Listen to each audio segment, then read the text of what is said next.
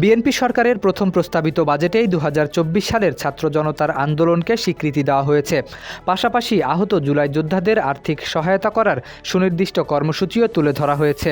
অর্থমন্ত্রী আমির খসরু মাহমুদ চৌধুরী বাজেট বক্তৃতার শুরুতেই বলেছেন, ১.৫ দশকের ফ্যাসিবাদ বিরোধী আন্দোলনের ধারাবাহিকতায় ২০২৪ সালে ছাত্র জনতার রক্তক্ষয়ী গণ অভ্যুত্থানের মধ্য দিয়ে বাংলাদেশ আবার নতুন করে গণতন্ত্রের পথে যাত্রা শুরু করেছে।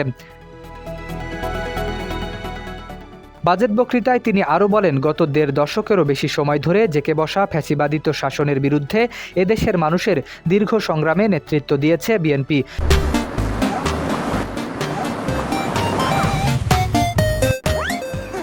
ভিশন ২০৩০, রাষ্ট্র মেরামতের ২৭ দফা এবং যুগপৎ আন্দোলনের ৩১ দফার ভিত্তিতে বিএনপির নেতৃত্বে যে আন্দোলন গড়ে উঠেছে সেটি ফ্যাসিবাদ বিরোধী গণ অভ্যুত্থানের জমিন তৈরি করেছে। এই জমিনের উপর দাঁড়িয়েই সংগঠিত হয়েছে ২০২৪ সালের ঐতিহাসিক ছাত্র জনতার গণ অভ্যুত্থান। বিএনপি গণ অভ্যুত্থানের আকাঙ্ক্ষাকে ধারণ করে আরও সম্প্রসারিত প্রস্তাব জুলাই জাতীয় সনদে উপস্থাপন করেছে। বিএনপি যে জুলাই জাতীয় সনদ স্বাক্ষর করেছে সেটা অক্ষরে অক্ষরে বাস্তবায়ন করা হবে।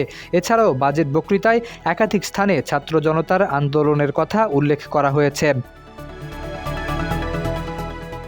শরীফ উদ্দিন, ইত্তেফাক নিউজ।